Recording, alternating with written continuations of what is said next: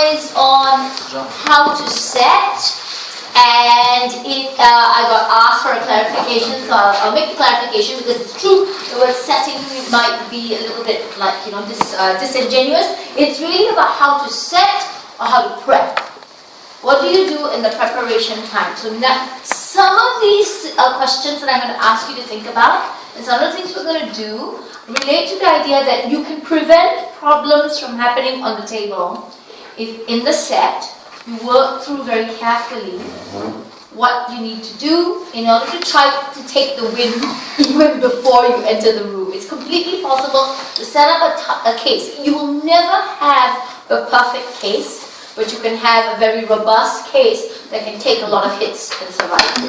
Because the fundamental problem, of course, is the opponent, and your opponent's job is to tear down your case. That's the way it goes. Your job is to build and tear, their job is to tear and to show that their building has more credibility than your building is. It's as simple as that. Okay, so if you look at your own, perhaps your own debate career, you may find that lots of time is spent on telling you, all right, you should have done this, you should have strategically moved this way, these are the other arguments. But sometimes debaters never have a time to ask themselves a very simple question.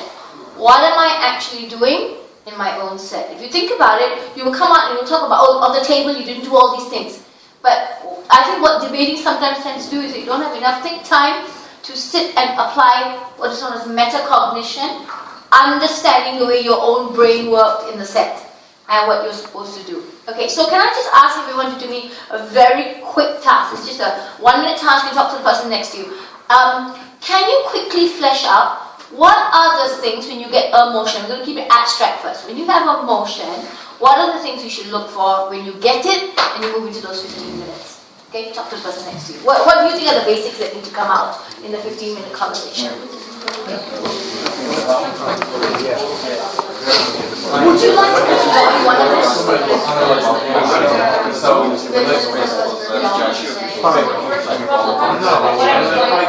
scenarios.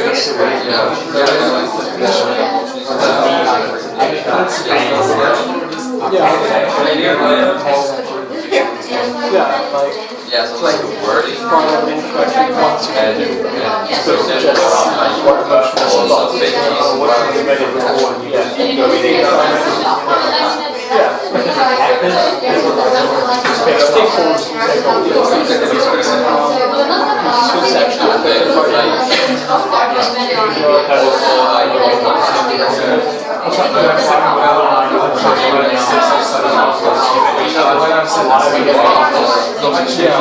Exactly. What's the core reason? Would you guys have their moments to check what they're doing? Okay, so what you get It has to be about something that happens or something that's not happening. Or something that's not happening.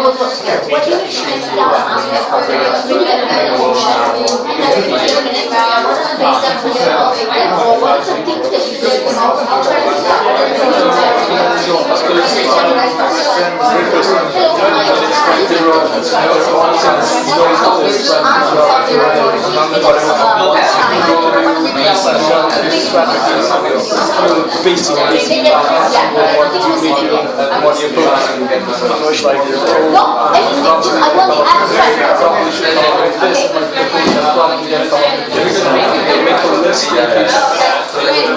you need to change everything. You take a couple of them and develop them, and in case you need to change this to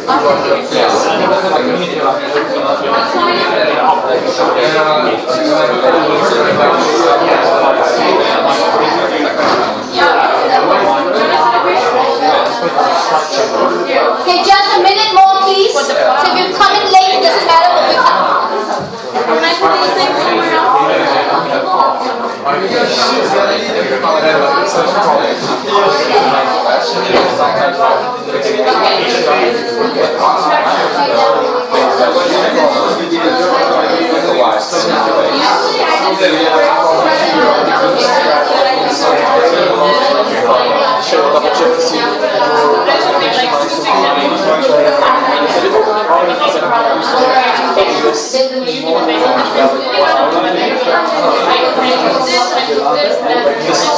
Okay, right.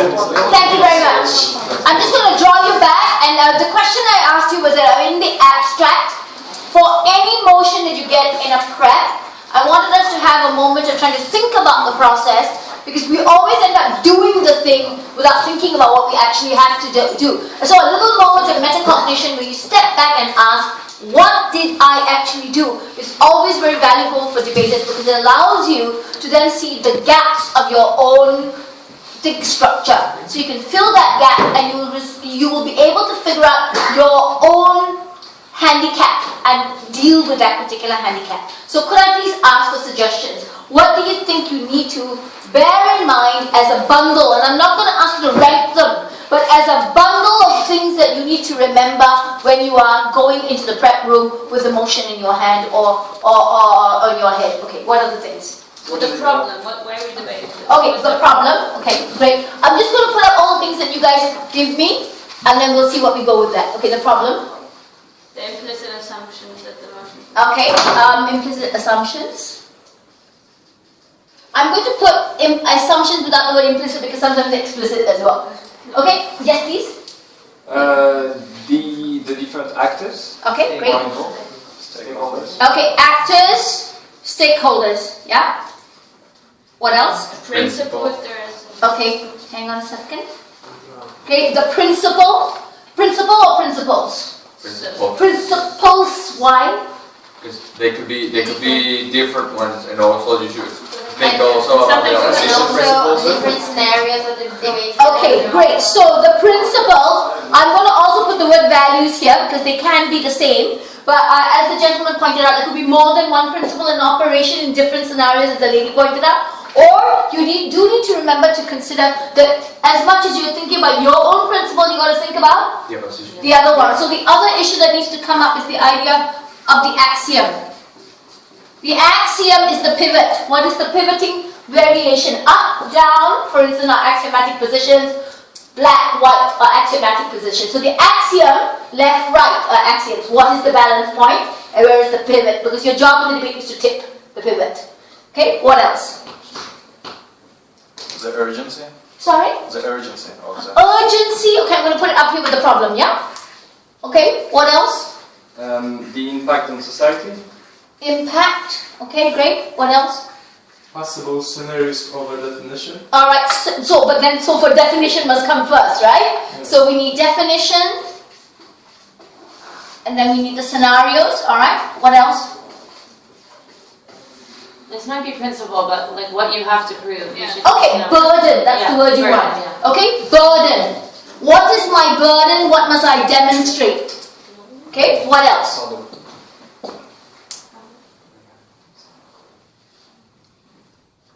Nothing more? Arguments. Oh, okay. Eventually, I need to get all of this to produce my argument. Eventually, arguments and some examples or like Yeah, argument and example. Something to say, but Yeah, but before I can shape my argument, I better know I have to feature all these things. Yes, And also, in fact, he was saying it, but like at different levels, no? Okay, so impact and differentiated impact. Yeah. Yes, all right. Anything else? like as Yeah, please, What please. happens now? What we have now? Meaning, could you clarify that? Right. Okay, status quo. So you've got the problem here, right? So next to the problem, it could also be that you needed to consider the status quo, which, yeah. And the new world we will be living in. Great. So you also, right? It's very important. You do need your vision. A debate is pretty good if you have a vision or a goal somewhere there. And you may want to ask, where does this vision or goal go? Actually, all your arguments should lead up to a vision. So I put it here for the moment, but it needs to eventually move there. Is there something that we've left out? yeah, the clashes you said, like think of the clashes in this debate. Okay, where you clash. All right, clash. Please go ahead. Mechanism of achieving your vision, otherwise it's useless. The what? The mechanism of Yeah, so you need to have your model, right, somewhere up here. So the model's got to come up as well. And if you don't like the concept of a model, it may not always apply, because if the debate is mainly evaluative, then we don't have the model. But you do have a model, or you do have a mechanism. Okay, what else? And how do we do that in 15 minutes? That is called, actually, you know something? It's not called skill, it's called experience, really. It's trainable, and you can, when you first start out, you'll be like, oh my god. Eventually, it becomes second nature. It's a checklist in your head. Go. But I'm going to ask you to order this in a moment. Then we'll figure out which is the priorities that you have to go through. So in 15 minutes, at least you have a schema in your head. I think that's the problem that slows people down, because you go in and think, what am I doing? But there is a checklist. It's like everything else, you know? 1, 2, 3, 4, 5, 6, 7. I do this thing, go. Then I know what I have. So once you schematize your brain to see it in a certain way, it'll get faster. So it is nothing to do with skill. Experience first. That's it. And it's trainable, right? You've got some things missing. Think again. You see, you've got a model. Two different teams are going to say, I'm right, you're wrong, harm versus benefit, good versus bad. How the criteria? Where's my criteria? Correct. I need a criteria, right? I never understood what was a criteria. Okay, good. Can someone explain the criteria? So like a rule. It's like how you think the debate should be measured. So the most important thing, who's achieving more equality? Yes. Who's producing more money? So it's a hierarchy? Like a rule of decision. Okay, wait. Don't add more words. You notice what she used? Measure. You use hierarchy. Hierarchy implies a rank order, but she used the word measurement. A measurement is a ruler, right? Think of a ruler. We use one measuring unit to compare. So the yardstick is the criterion, or the other term you'll hear, it's the metric. You'll hear these words, metric, yardstick. They are all the same things. It is some universal. Of course, it's what debaters agree on. If we agree to that I'm going to give you 3 criteria, if we fulfill 1, 2, 3, that's our yardstick, then that's fine. Okay, so you will hear that in debates. Yeah, please. So it's the frame of the debate? No. Okay, why? You said no as well. So immediately, why? It's just that this is like a decision, like it's what you want to give to the judge to tell him on what kind of decisions criteria. Does that make sense? So what is the frame of the debate? Sorry? What is the frame? So what do you need to prove? No? The frame is basically the way you put the problem, how you twist reality into a form that actually benefits your case. I prefer not to talk about the word twist, but neatly placed. Okay, the frame. Okay, think of a picture frame. The picture is controlled by the frame, right? That's what we see. So you frame the debate for us. Some of the words that you have given us here are framing words. Let me give you an example. The problem in the world today is the frame. Therefore, we are going to talk about problem solution. That's my frame of the action. Nothing more, nothing less. I want to stay within this parameter. The frame is the square, the parameters. Just think picture. If you look out this window, please look behind you. Our view is being constrained by the window. That's the frame that our perception of the outside has been given. The judge must be given a frame. Don't let my mind wander. You force the frame on the debate. As the gentleman nicely put it, it is twisting, but you must make it reasonable. You make it look as if you're so blatantly reasonable. Who would not go with you? That's the idea of the frame. Okay? Now, and notice something else. Problem solution is the frame. But somebody else also suggested urgency. Urgency is a frame too. You can say we need to do something now. There is something else you guys have missed, and that is the idea of topicality, or what is known as currency. How is it current here and now? Why is it topical? So the example that sometimes gets used is you get people saying things like, I think one of the examples that got used for the exercises for broken debates that we did today was the one about secession. And it was, in some rooms, it got place set as, the problem is Tibet. That is the problem of secession. It's the most urgent one in the world. That's the one we want to talk about. So you could say, alright, okay, it has currency, it's contemporary, topically aligned. So the decision that all of us who were in the room made was, you probably, if you challenge that, you will get the fourth. Because legitimately there is an issue going on there. And while it is not the fairest debate, it is not undebatable, so you just run. Does that make sense?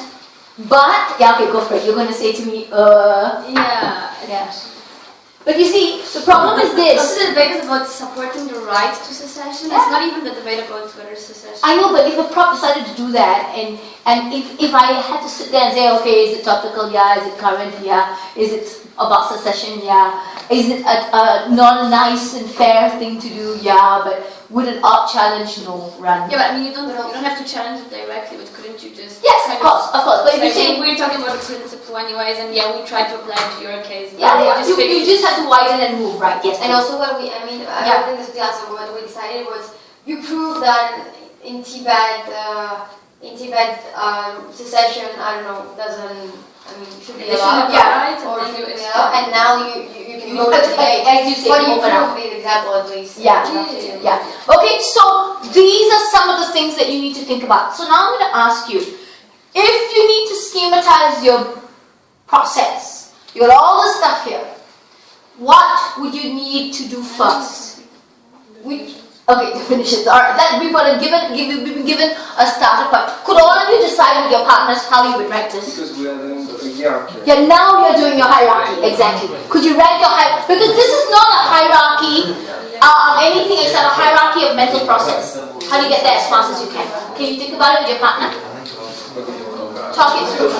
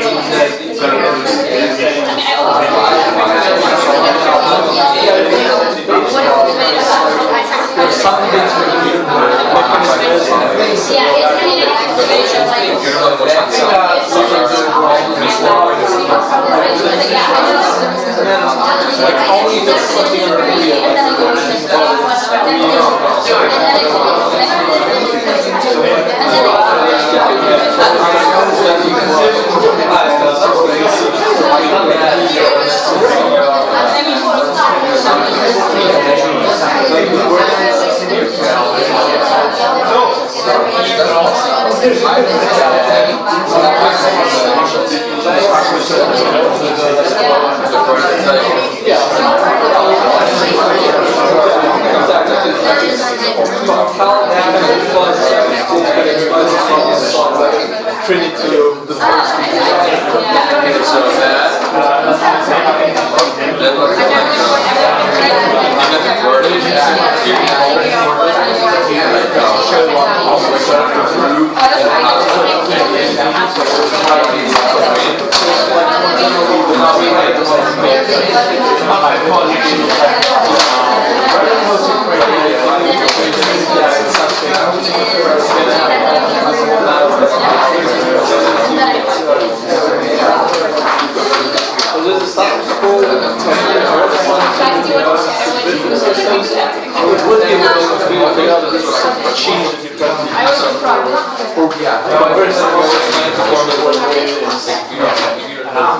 Just about a minute more, is that okay?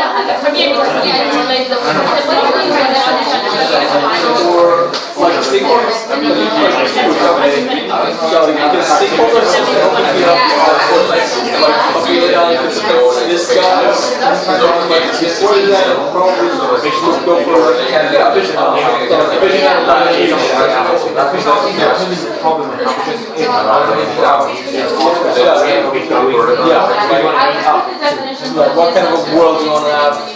What do you want to look like? What do you want to learn from the world? I suppose the criteria is really important to figure out because you basically are like, this is what I think the debate is. This is what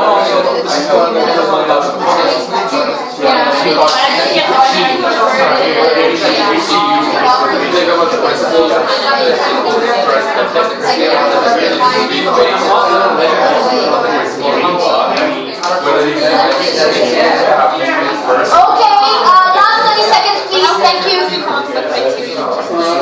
Principles and values of the criteria. But it feels like they're all running together, you know?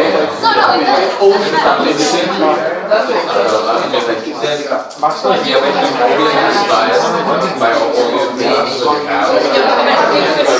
No, I don't do that.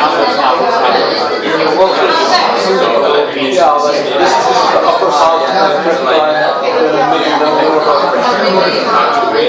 Okay, thank you very much. Just to pull you back for a second. Okay, What do I need to prove? could I have some suggestions? What do you really want to start with? What is the first thing you have to do? No choice, you have to do it. Yeah. What's the move to the vote? Okay, what does that mean? But to get, okay, you see, these are all nice fuzzy logic things. How do you figure out what the motion is about? What do you have to first do? I haven't tried the problem. Definition. I think you have to go through definition first. No, I don't know. Yeah, go through. We were going to say definition because you can only start assessing all of these things after you understand what the literal words I think so too. I think that sometimes, right, all of us like to look at the thing and think, okay, I know this in my prep cases. Yeah, I can see the principle here. But what is the specificity of the debate? And I think this is something that all of us as people watching you guys in the rooms have seen time and time again. You jump. Okay, let me give you an example. So all of us did the debate on the beverages, yeah? MNCs and beverages. A lot of people just jumped and thought Coca-Cola. Is it? Is it really about Coke alone? Or other people jumped and then MNC. No, this is a MNC beverage company. There is never redundancy in the motion. Can I say this again? Linguistically, the motion has no redundant words. They're there for a reason. So your job, number one, is, it's nice to have, even, okay, so when the motion is called, we are all human beings. We'll think, I've done this. Have you? Pull back for one moment and ask yourself, have I done it exactly this way? If I have not, then those of us who thought that the definition comes first are probably right in that once we have this instinctive quality, the next step must be to control the knee-jerk reaction to say, I know what to run. Look at the words.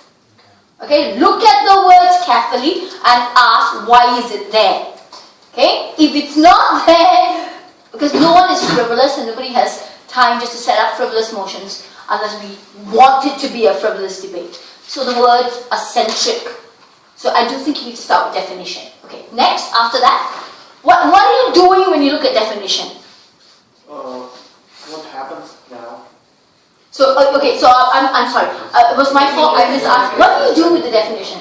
Okay, when I look at definition, I'm thinking if, in case of an armor first garment, I think how can I twist this so I can make everyone uncomfortable.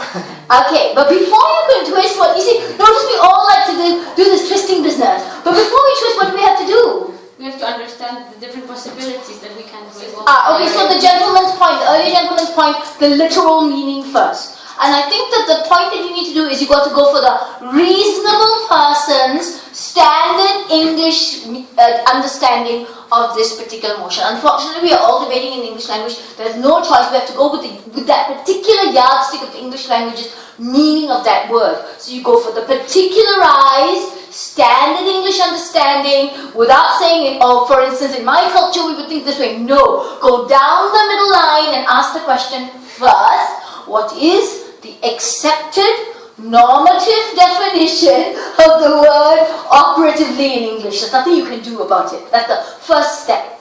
Then you may ask, can I twist or seize the ground by going for a little bit more shaded definition? But before you do that, you've got to find the standard definition. Would that be okay with everyone? Just try to keep that in mind as a general principle before you kind of, because when you take the word and then you twist the word, it's an appropriation. You've squashed the word into where you want it to go. It's not a squirrel, but you're squashing it nonetheless. So please be aware, before you do that, you need to know the general area and how whether it's acceptable or not. What's the range of acceptability, alright? Okay, then after that, you've got these bunch of words. Next thing. I would say assumption, just in the assumptions of the literal word. Okay. So like the word ban has some sort of negative connotation. Yeah. So not only looking at the words, but understanding the positive, negative, or neutral assumptions that lie behind those words. Alright, so we are still, guys, at the linguistic level. Yeah, we haven't moved. I'm just going to stress this. We are still here. Okay? we're still linguistic. We're saying first I'm looking at the literal word. Then I'm looking at the assumptions underlying linguistic meaning. I have not moved from this stage yet. Because it's a fast action, but you're doing this action nonetheless to make sure you are not wrong in what you see the motion saying. Ops, you're doing the same thing. Props, you're doing the same thing. You got to get this clear for the sake of the action. Everybody okay? Alright, then after this, you've got, okay, so now what do we have? We have literal meaning, we have perhaps associative meaning, symbolic meaning, we've figured out underlying implication, whether it's positively weighted, negatively weighted, is it, what's a ban as opposed to what is restrict, all these kinds of things. You are actually figuring out what is the weight of the word in the motion. What is the weight? How heavy is the word? Or another concept is climb. Let me teach you this. Climbing is K-L-I-N-E. A climb is like a graph, upward slope of a graph, and it is the value placement of a word. So let me give you an idea, you tell me. If I said rain, storm, typhoon, okay? Where would you place these words? And drizzle. First one, lowest position on the graph, drizzle. Next one, rain. Next one, storm. Next one, okay, then you just climb the words. The word meaning changes.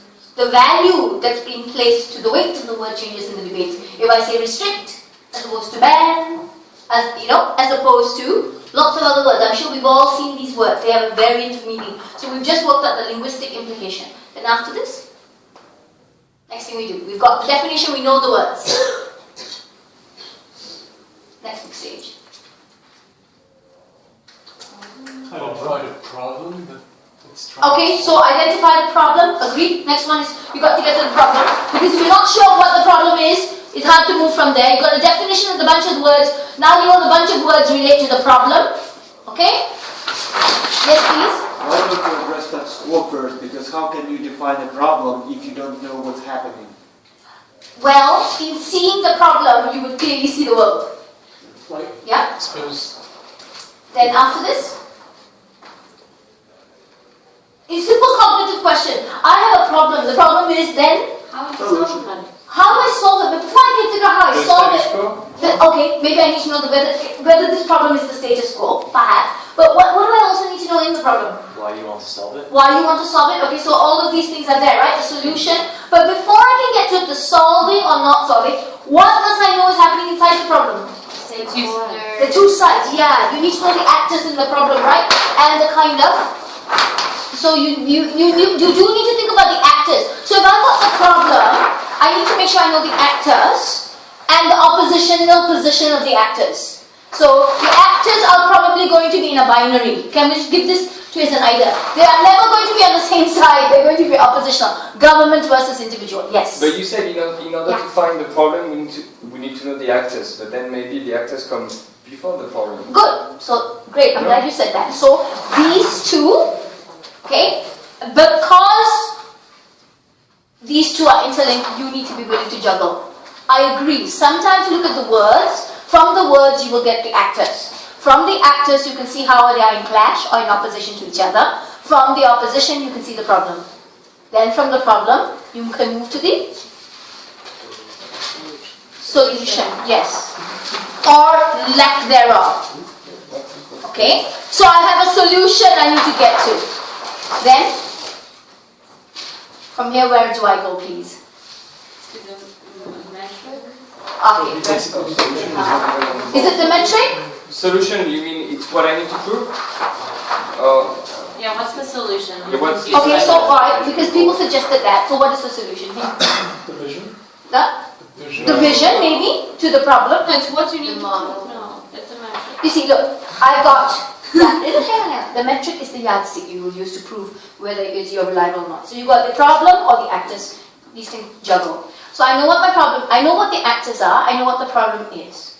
Now, these actors in the problem, clearly in the status quo, that's what we're assuming, are in a state of difficulty. So we now need to come up with whatever your debate So principles. No. Solution is.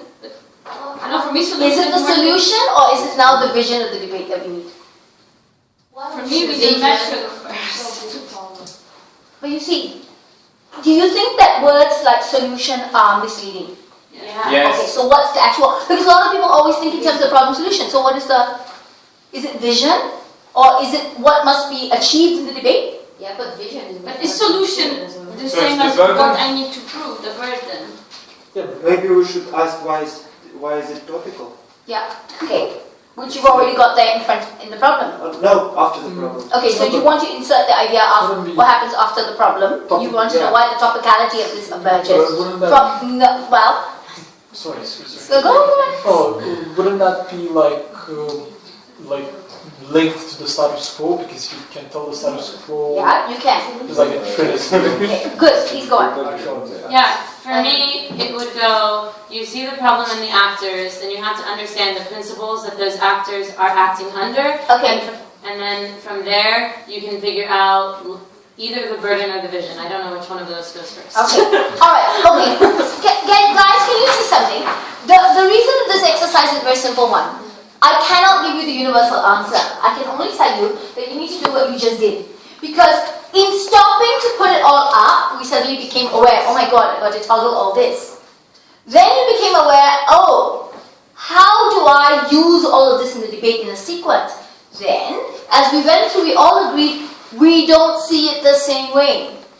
So the problem here is not, and I use this word consciously, is not that all of this is unclear, but this is a personal decision with your partner. And if you don't ever sit and make the decision with your debate partner, that all these things have to happen, and there is an ordering that we need to do, you won't be able to execute it in the debate, and something will get lost. Okay, go for it. No, my partner was talking to me. Okay. Alright, so you see, it is a partnership act. You and your partner need to know which things are we going to do. Could you call out again the mental flow that you thought would suit you? Are you a debate partner? No. Okay, right. Can you go through that flow once more? And let's see what we all think. Okay, and if you don't mind, may I map your flow? From the very top? Yeah, okay. Yeah, okay, so you get the motion, define the words. Okay. And then understand the assumptions of those words, positive, negative. From there, understand the problem. Okay. And the actors and principles at the same time. Alright. From there, I would do the burden. What do I need to prove? Okay. And then from there, how do I think I can get to that burden, so vision. Alright. Okay, so you had that. Yeah. I mean, the vision is for you what? Like, when you know what you want to prove, how do you get there? Your end goal. Vision give you your end goal.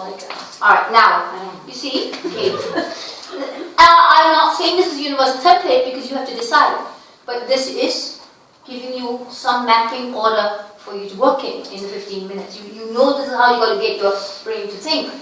So you need to decide how is your brain thinking. Now can I ask you, just let's make some decisions. At what stage do we put in the criterion? Before principles. Before principles? Once you figure out the solution, I suppose? No, The Then burden. after the principles. burden. Once you get your burden, right? Actor 2, principle. Then after that, you see, if you try to put your criteria up without knowing how these people are going to behave within the execution of your vision, it will go wrong because you will then get something. Your criteria will end up undermining your very principle. You need to know your principle and go backwards. It's not, guys, remember, this is not the order in which you are going to present it as you speak. This is the order in which you have to think. Then you have to reorganize it when you present it. Okay, I'm making this very clear.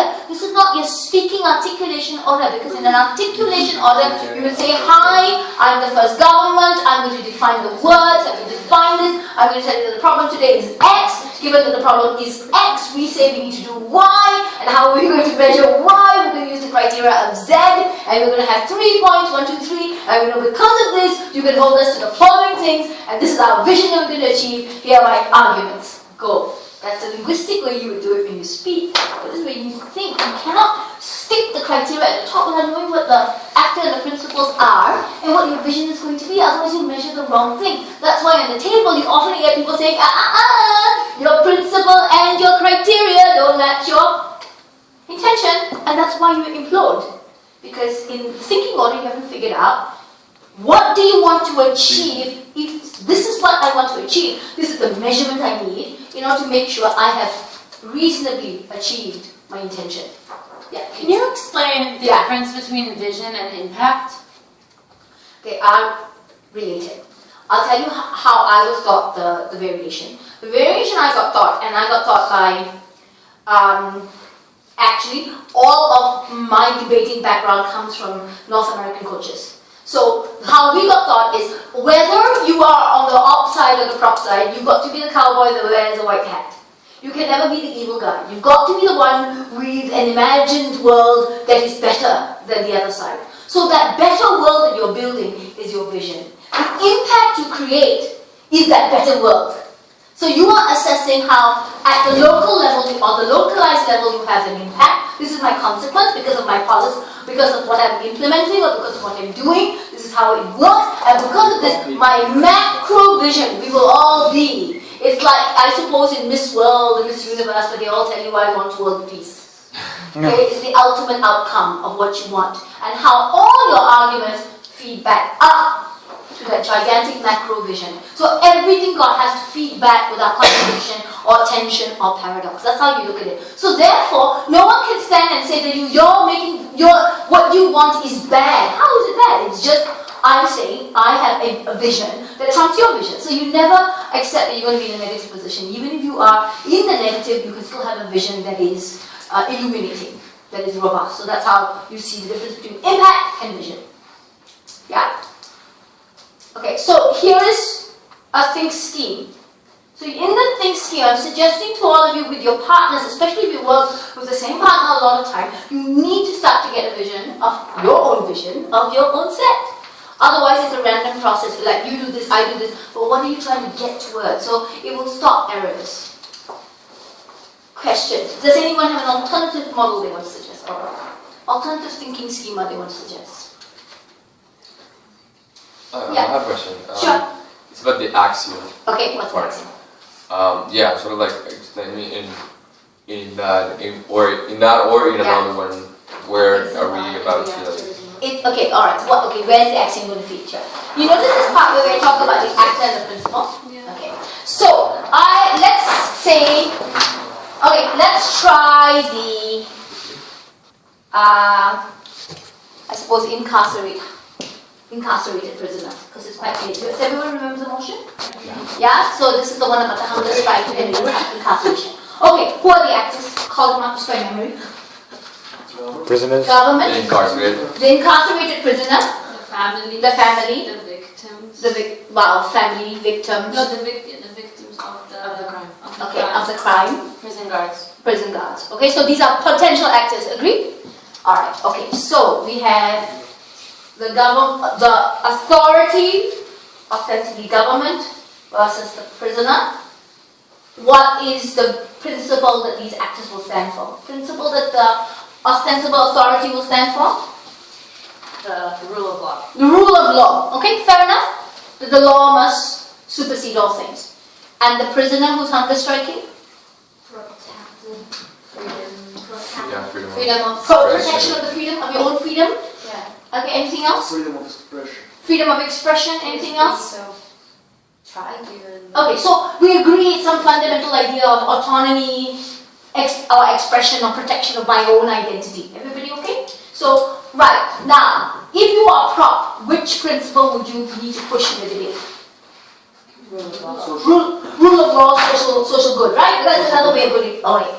Why must you know the axiom of the debate? Why must you know the other principle? Why must I know what the rights of the prisoner are in this debate? You have to beat those arguments. You have to beat those arguments, hence why you need to know the axiom. So when you figure out the actor and the principle that applies to your side, you need to then ask, what is the contestation or clash? It's subtitle. Oh, I'm so sorry. What is the contestation or clash that is going to happen in the room? If so, by knowing the other side, side's axiomatic opposition to your principle, you can buff up your own case. You produce buffers and protections in your own case construction. You don't just come up there and say, well, we all know governments can do what they want because the rule of the law is the rule of the law, and to hell with the person. Too bad. Prisoners deserve all they get. That is right, but it sounds really bulldog. And it's not going to really take the debate because someone's going to shout, you are totalitarian and God help you because you can't run these kinds of arguments because that is what states are not allowed to do, states are not draconian, blah, blah, blah. You get the idea. So the axiom is something you measure in your own prep time to ask, how can I create some kind of mitigation so I can get myself out of the problematic arguments that are going to turn up. So you're using it to anticipate the problem and see whether you can build buffers against that. Please, yeah, go ahead. Yeah, so the difficulty for me always is that there's always like more than one problem, or there's always multiple sets of actors that you can analyze. Yes. So is it advisable to try and like go through all of those? Like what are the 2 or 3 problems and who are the actors? Or I guess, yeah. Okay. Yeah, I mean, following her, like the motion that you just debated about the multinationals, beverage corporations. Like people could argue about like the beverage in the case of a health issue, but also about the multinational about an economic sort of way, like multinational corporations and how they're greedy. Okay. All right. Great. Here comes the next step that we have to do. You see, so you've got your actor, and you know that these actors are going to enact or embody certain things, and they're going to exhibit certain principles. And as a result, you're going to have certain arguments that are going to turn out. Totally correct. Here is where you need to make the judgment call. This is the judgment call that you need to make. How many actors can you reliably deal with is the first thing. The second, what is the range of parameter that you can reasonably expect yourself to deal with, because you have a 7-minute speech each. Now, here is where you need to ask, when you generate your ideas about what are your arguments, what do you then do? There must be a rank order, because what we've been seeing is people are not prioritizing very well the arguments that ought to turn up at the top of the table, or the first few arguments that even ought to turn up in the opening government speech, as opposed to things that can go later. So here is where you need to make a judgment call. Do you remember the points you guys went to when we started? The world. What about the world, right? What about the topic? Here's where you need to do another check on yourself. You may have a whole bunch of arguments. Which one goes first? And that has also got to be on the reasonability and the probabilistic quality of that argument being the most dominant argument out there in the real world. See? So sometimes you may decide that you don't want to do that you want the philosophical argument to go top. That's fine. But there are some arguments, okay, so for instance, let's use the beverages again. Can everybody call the arguments that they heard in their different rooms? So we just get a sense. Okay. In case of prop, well, props, please. upper house was like health and health issues. Health. And then it turned out like very economical and like how like locals versus multinationals. Okay, so health and economics. Exploitation and economics, the idea of local versus the global. Any more? Pollution, which will go under where? What category? Environmental, ecological. So we've got one bunch of arguments about health, one bunch of arguments which are economic, including the exploitation arguments, one bunch of arguments about ecology or environment. Any more? Cultural. Cultural what? Identity. Okay, identity. Sorry? Patriotism. Patriotism argument. Hang on to that one for a moment, okay? That was kind of interesting. So you had cultural arguments. Usually what would the slant be? Like the cultural identity, hegemony. Okay, hegemony, cultural identity, imperialism arguments, possibly. Any more? Anyone heard? Competition. But that will go on the economic, okay? Control. Sorry? Control over companies. Control over companies, which could go under, and it could go under economics or. Government obligations. Okay, so some kind of loss of hegemonic control of governments, okay? Environment. Okay, so now, let's say, you notice why I told you to hang on to patriotism? Why did I ask you to hang on to patriotism? Just like out of nowhere. Yeah, okay, so it gets dumped immediately, or it goes to the bottom of your list. Now we've got these 4. You've got calling back, health, economics, whole bunch of economics arguments, whole bunch of ecological arguments. We will read a whole bunch of cultural arguments, one argument about nationalism. Beg your pardon, patriotism. Okay, 5 bunches of arguments. Which one goes top? Economic? Okay, you would go with economics first, okay? I'll go with health. You go with health first. It's easy to rebuttal this argument. Okay. Wait. Guys, stop. Don't at the stage of generating an order self-censor. Okay? What you just did was you self-censored. You said, oh, but they can rebut economic arguments. But my question would be, is there an expectation that the economic argument should get clear in this debate? If there is, too bad. You see, do you know what I mean? You put them at the top, but maybe it's not the one that they will follow. Yeah, so I'm asking you guys to go through the thinking process. Sorry, but the health argument is what for people? Because what's the problem in this debate is that some people assume that banning multinationals mean banning a company. Careful! You just lost the wording of the motion. What's the wording of the motion? Banning multinational beverage company. Very specific. Yeah. Can I say because another argument that we didn't say in the debate, but it's interesting as well the natural resources and all the water that they consume and all that. So ecological argument. Wait, but I'm just asking. Okay, it's banning multinational beverage companies, which doesn't mean banning the beverage company, just banning its multinational operations. Well, no. You're playing semantical meaning. No, I mean, for us, the debate was, and this was my rule, is that if you ban this multinational beverage company, means it still exists within the US, it can still export, it just cannot have multinational operations. It's the mechanism of price that affects health. So the regulations that the United States, for instance, could impose on the company will make them pay more wages to workers, things like that, which will make the price go up, which will make the demand go down, so less people will be drinking. Also, to export things, there's shipping costs. The price will go up. Stop. This is, guys. It's not an argument. This is not for us to argue about. It is for us to think in terms. You are all, that's why all debate is. It's good that you have these positions, but I'm asking you to think about how this sort of case, so you have a decision that you are going to make clearly in the room. You had another decision. I'm just saying to you, do not come out when you have 4 to 5 points as part of your idea generation. Don't come out without knowing why you flowed the points the way they flowed. And if you flow those points that way, do not then lose your own advantage when you do rebuttal. Because enough people are giving up points. And if you are also at the top of the table, it is good for you to think widely, so then you can compact the points and seize the debate away from the back of the table. And the back of the table, if you are in the set, you need to think broadly. You cannot just think about 2 or 3 points, because those 2 or 3 points will go away from you at the top of the table. And that's why you have no extension, or the extension doesn't look different. Do you know what I mean? You're all clutching to straws to try and find extensions, because it's all gone at the top of the table, and you're saying, oh, but I'm slightly different. I'm not different enough. Okay, so I accept what you're saying to me. I completely agree that these are all possibilities. Yes, all of these debates are possibilities. That's why BP is so dynamic. But what are you doing in your set? That's the process. This conversation is fantastic because it's the process of why did you do what you did. That's all I'm asking you to think about. Why did you do what you did? And do you know what the rank order was? And like the water argument, where would you fit it? Because you could go economics or it could go ecology. You need to think about where you put the points together. And when you engage in rebuttal and response, you need to know, if you're going to dump superfluous things, how can you reorganize your material not to lose your advantage on the table? Just be aware of that. Do not lose the advantage you yourself created through the set.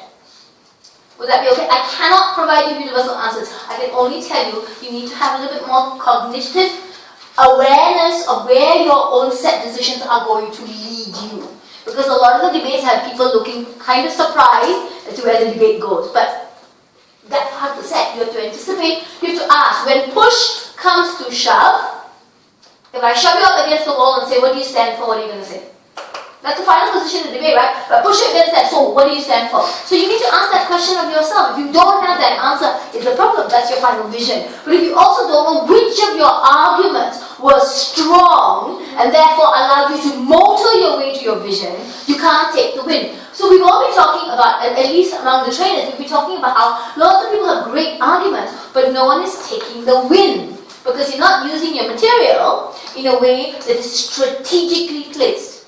So how will you place the debate in order of the stacking of the arguments in order to take the win? That's what I'm asking you. That is a set issue as much as it is a flaw issue. Would that be okay? So just things to think about. There is no way in a short session, and we're coming to an end simply because I'm going to send you down for the motion. There is no way that we can resolve some of the questions that you guys have. But the purpose is to ask ourselves, would we benefit more from thinking about our own thinking processes when we set? If we do that, and particularly since it's a team dynamic, I'm telling you it's useful to have a moment where you ask yourself, what am I doing? Then asking, what am I doing in relation to my partner? And be fairly frank with your partner, saying, this is what we are doing. So this is what we have to unpack to make sure we get better. Because once you can identify the part you can't deal with, or are not dealing with, that is already a step forward towards the resolution of that particular problem. That's it. That's how it works. You have to go incrementally in the way that you said. Possible? Okay, so I'm just going to let you go think about it and come back and find and have conversations with me or whoever you want to have conversations with, because this is an evolutionary process. But go and think about why you're doing what you're doing in the debate. And if you've chosen a hierarchy of arguments to get to your vision, when you rebut, don't give up your own hierarchy. And don't give up points that you yourself brought into the debate, leaving yourself. Remember, if one side is dressed in white and the other is dressed in black, do not muddy up the colors. Do not step over and there be nothing in the course of the debate. Stand your ground. Pull the other person across the line, but don't muddy it up. Right? Thank you very much.